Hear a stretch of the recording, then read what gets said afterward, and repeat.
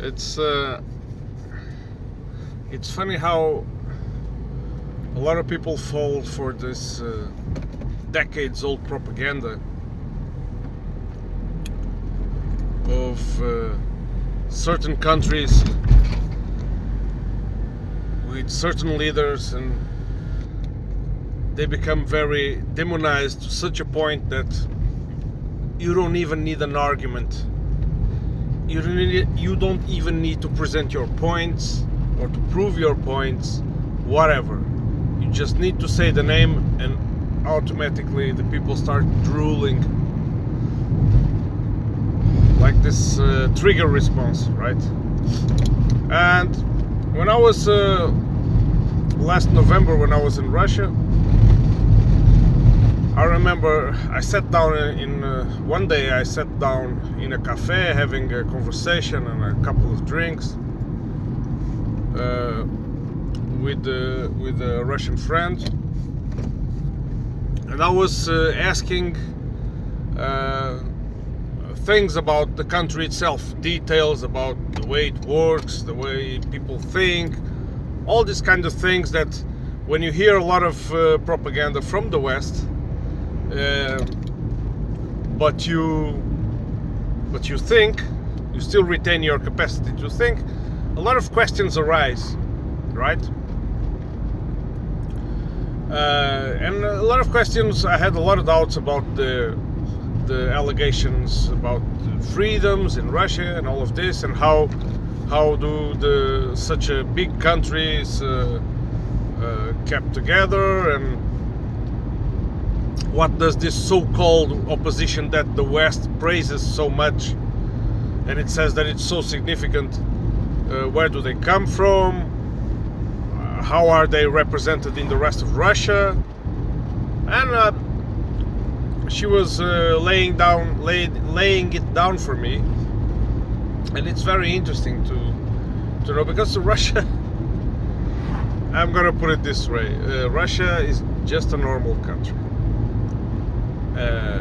None of the shenanigans of the evil doing Mordor kind of tales that are told in the West are true. Or let me put it this way, even if they are true, they are no different from any other country.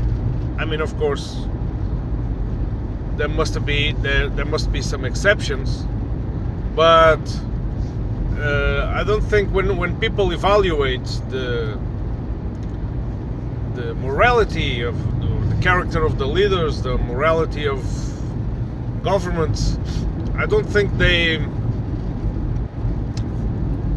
use the same standard for everything, or at least it's that ignorance sometimes it's such that you only know that, so that's all there is to know.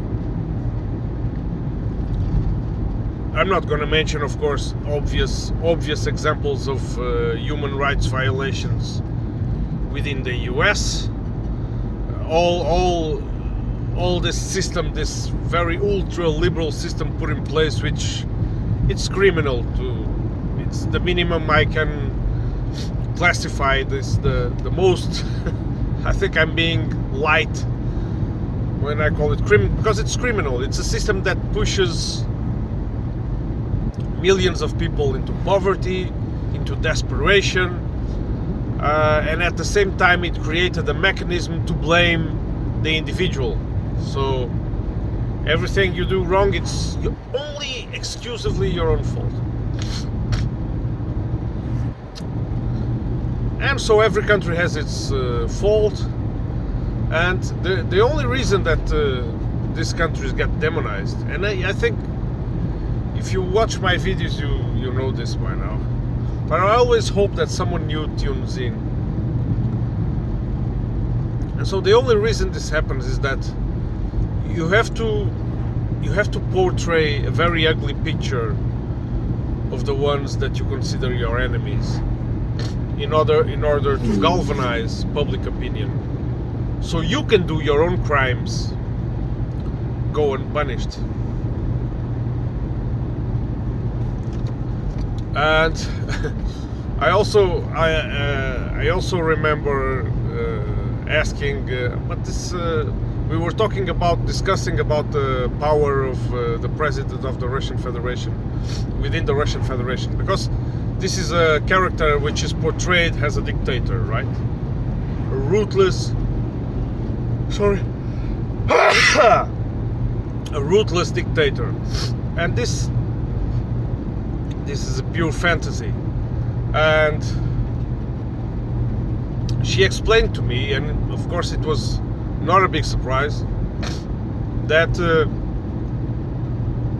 he doesn't hold the power people think he holds. He's just one man. He needs the backing of certain layers of society, and above all, the backing of regional leaders. Because Russia is a federation, it has a lot of states, and these local powers play a big role.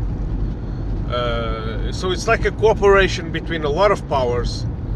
This is the power in Russia, and I do suspect, and according to what my friend told me, that within the regions, the regional powers are almost absolute, and so it's a completely different narrative, and this is told to me by a Russian citizen who knows Russia, who lived in different parts of Russia, who has family in different parts of Russia. And so it is nothing like the thing it's portrayed in the West. And the relations between Russia and Europe, for example, they are all-time low, but it's very artificial. Very artificial. Only the US benefits with this. Only the US. For example, and when we evaluate talking about the quality of democracy, when your choice is Biden or Harris and Trump, you tell me right in the comments, what is the quality of that democracy? Is there even a democracy? Because I've been following the US elections for some time now, some years now, some decades. And whenever I see a good candidate, it never has a chance. And sometimes it even has a lot of popular support, but it never has a chance. Somehow, even if it seems that it's gaining momentum, somehow at last minute it's gonna be screwed by someone in power, someone in the real power. So it's not even a democracy. How can you still look at that and see that, oh, there you have more freedom? One of the countries I rule out visiting, it's the USA. Well, first of all, if you travel to Russia, it's not advisable to travel to the USA. But if you do it the other way around, if you go to the USA first, before visiting Russia, and then go to Russia, they let you in. So you tell me, who violates the most freedoms? I don't know if I told you this one. Once I was strolling in the streets of Moscow. I was just going around with no destination, just walking randomly in the streets, and then it started to rain a little bit, so I got in this tunnel. This is they have a lot of these tunnels. They connect the subway. Sometimes they build connections to shops on the surface directly from these tunnels. And I get in this tunnel, and one thing I appreciate about these tunnels is they have a lot of shops, a lot of little shops. It's not like the shops are taken over by the big networks. You still have a lot of those little family shops that sell a little bit of everything. And I was, because I was looking for a matryoshka to bring as souvenir, as a present souvenir to Portugal. I went there to see if it was a rather old woman, not too old, about I judge about in her 60s or so, 60s, 70s. And she had the whole set of matryoshkas in her shop, and she had some original designs with faces of people instead of the traditional matryoshka. And one of the matryoshkas was a caricature of Mr. Vladimir Putin. And it was like a kind of you know those caricatures that often appear in the newspapers in the West, cartoons that want to ridicule Mr. Putin. It was one of those, exactly looking like those. And I thought to myself, I mean, isn't this maybe ridiculing making fun, mocking the president's image or what? And I was pointing at it, and the woman saw me outside of the window, of the shop window, looking, and she came outside and talked to me. They are very, and she was very nice, very. So I tried my best Russian, because I pointed at that matryoshka with the face of Vladimir Putin, and I tried my best Russian to explain. And I could crank out, I did crank out the phrase in Russian, saying that I was surprised with that because people in my country think that you here have no freedom and freedom to do such things. And the lady just laughed at me, and she asked me what country was mine. I said Portugal, and she immediately put her hand in her heart. She said, "Good people, good country." Very friendly interaction. Yeah, but that was one of the. And people talk generally in the street. They're not afraid to talk. And I do, and I keep giving this advice, even now, because some of you might think, "Oh, it's very dangerous to go to Russia. It's very dangerous." It's the danger of going to Russia is no bigger than of going to almost any other country. Okay, you have a slight increase in the risk because you never know what the Western sponsored forces are going to do. That's the main risk. You know, you have this recent incident of Crocus City Hall, and yeah, that might get out of your control. But if you think about in the terms of safety, because of the nature of the country and of the way that it's run, and I felt the safest. I never, and I believe me, I most of the time I was alone. Morning, afternoon, night, going through random streets, traveling alone, everywhere. Never felt unsafe.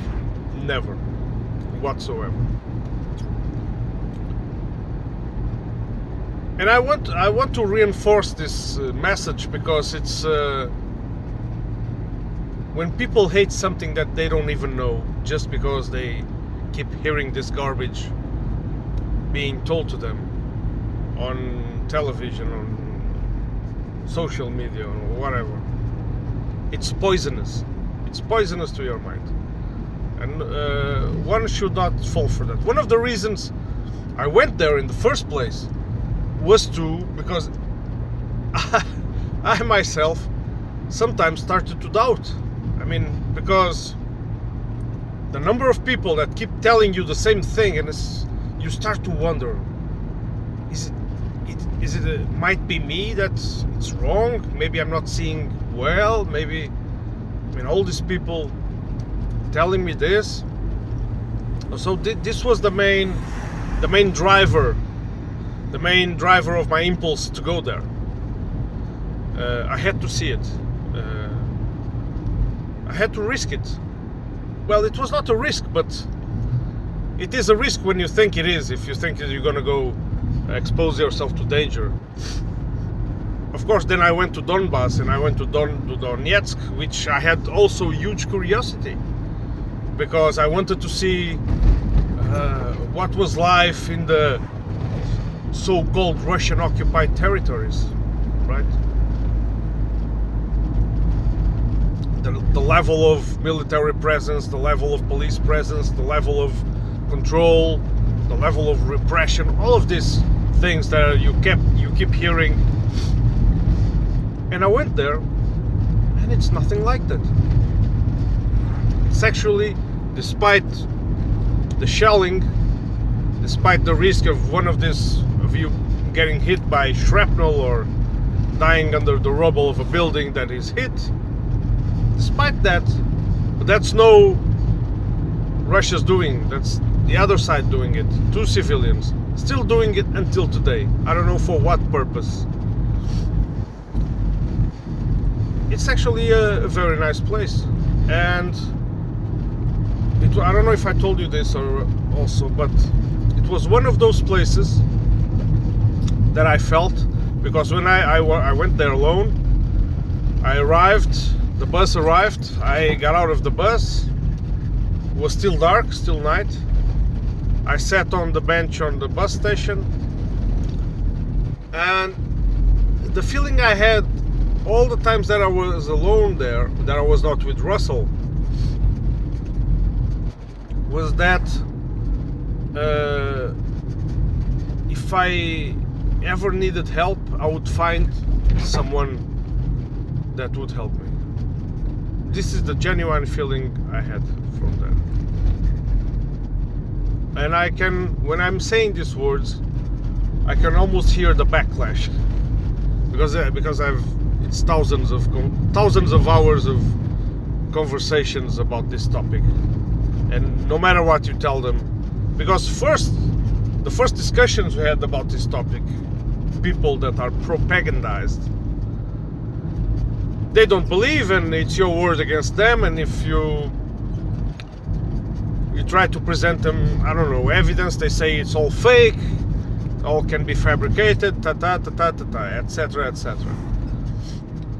So, but if you go there and you see with your own eyes, and you come back and testify, they still think the same. And I'm sorry being repetitive, but I'm still mesmerized about how can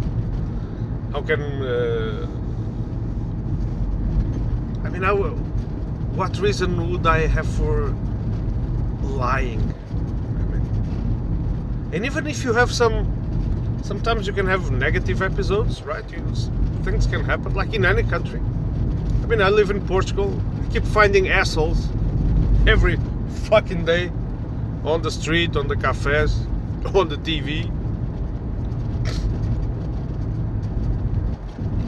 The quality of the democracy is degrading also here.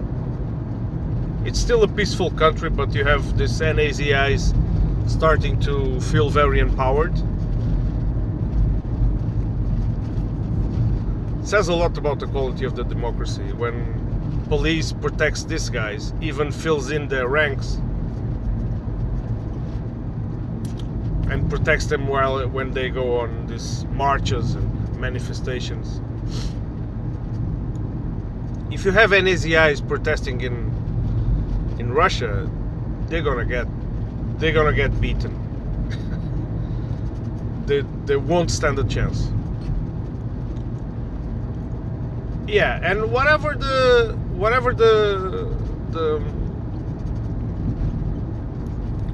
negative sides you can point to Russian society, because everything is made of good and bad. you're not gonna find anything that it's not common also to other places. It's really a stereotype created about the Russians. I want to know more of that country. I want to go also to remote regions. It takes time. I can only do this on vacation or from work. But if you want to explore Russia, it takes time, because sometimes a train trip can last 1-2 days or more. Depends on where you're going. My trip from Moscow to Volgograd took 1 day, 1 full day, so it means you have to sleep in the train. Yeah, but I had very interesting interactions throughout the whole trip. Being alone helps. You are more open to talk to people. You have no one to translate for you, so you really have to struggle. Of course, Yandex Translate, not Google Translate.